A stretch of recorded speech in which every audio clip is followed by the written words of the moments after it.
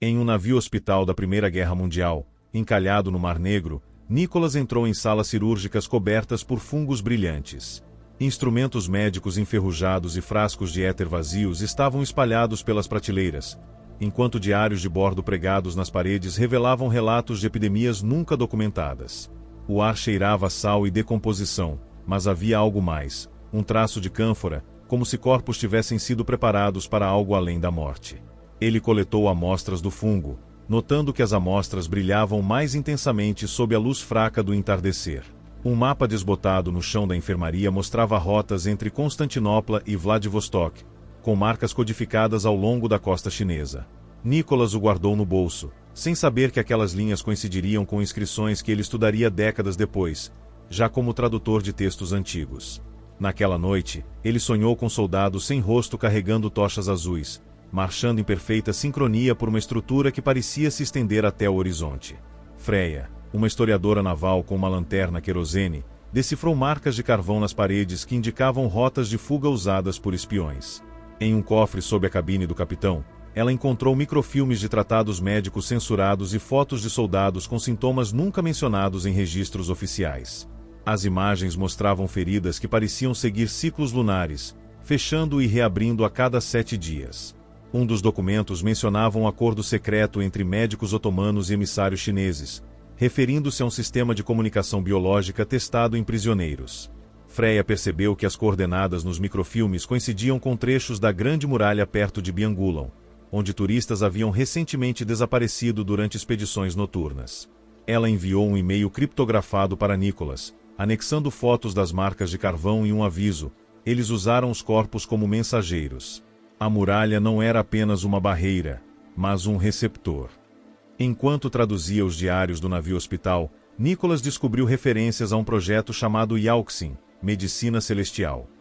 Os textos descreviam injeções de fungo bioluminescente em soldados para transmitir sinais através da carne, utilizando o sistema vascular como meio de comunicação. Ele comparou as notas com inscrições na estrutura fotografadas por Freya e notou que os entalhes na pedra seguiam padrões idênticos aos códigos nos mapas do navio.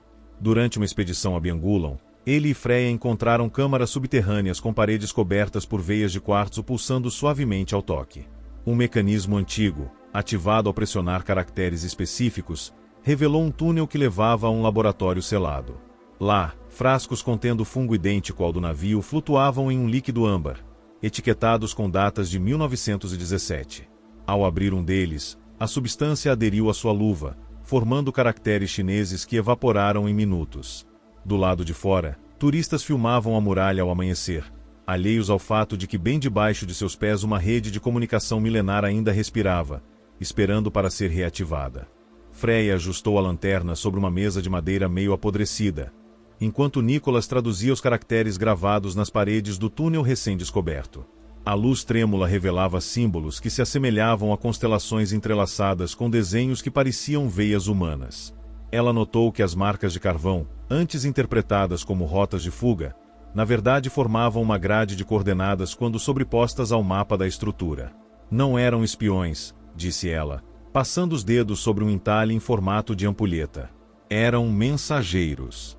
Cada rota correspondia a um ponto de coleta de dados, temperatura corporal, frequência cardíaca, até emoções registradas por reações cutâneas. Nicholas concordou, lembrando-se dos diários do navio que descreviam soldados sendo preparados com injeções de fungo. Eles seguiram o túnel até uma câmara maior, onde pedras dispostas em espiral brilhavam com a mesma bioluminescência das amostras do laboratório. No centro, havia um altar de jade com uma fenda contendo resquícios de sangue seco e uma inscrição: a estrutura houve através da carne. Enquanto documentavam os padrões, um estrondo ecoou acima deles.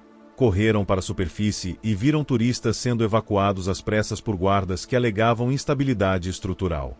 Freya, no entanto, reconheceu um dos homens, um oficial da inteligência russa que ela já havia interrogado sobre os desaparecimentos na região.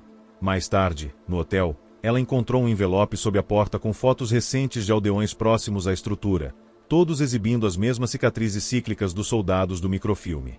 Uma nota anônima alertava: parem de seguir o padrão Yauxin.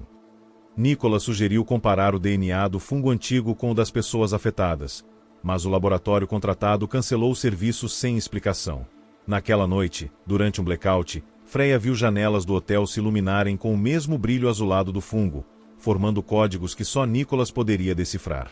Eles decidiram retornar à câmara subterrânea, desta vez à meia-noite, quando a lua estaria alinhada com uma das torres da estrutura.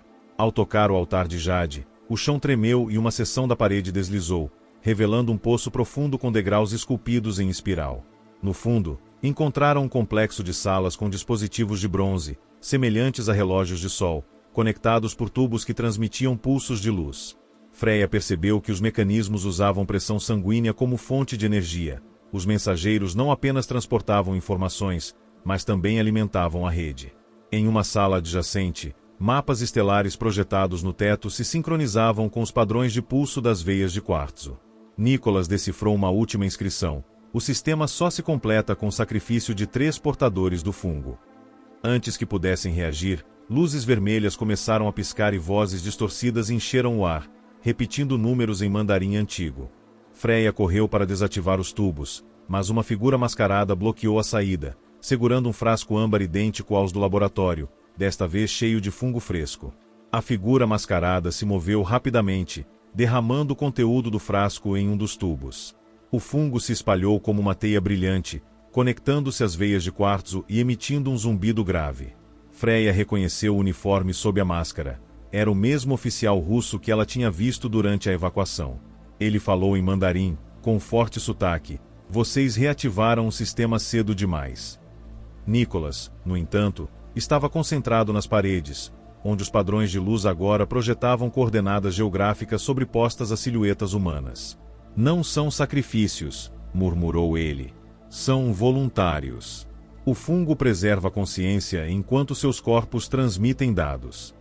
Antes que o oficial pudesse reagir, uma explosão abafada ecoou lá de cima, e poeira caiu do teto.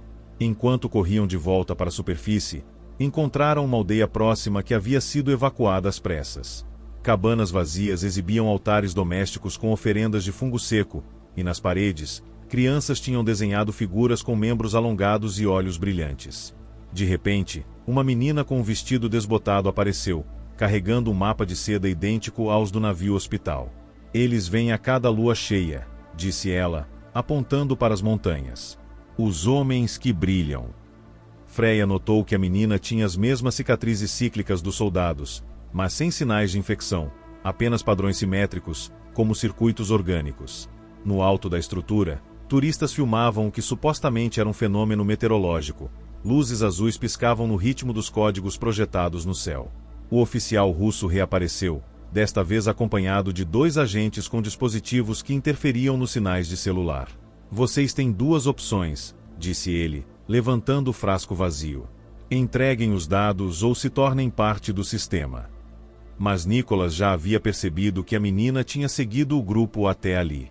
Ele sussurrou algo em seu ouvido, e ela assentiu, correndo em direção a uma torre específica. Ao chegar lá, ela tocou uma sequência de pedras soltas, exatamente como os códigos do navio. Toda a estrutura tremeu. As luzes azuis convergiram para um único ponto, formando uma esfera que engoliu o oficial e seus agentes antes de se dissipar. Freya correu até Nicholas, que segurava um fragmento de quartzo com uma nova inscrição: "O sistema só obedece àqueles que carregam um padrão."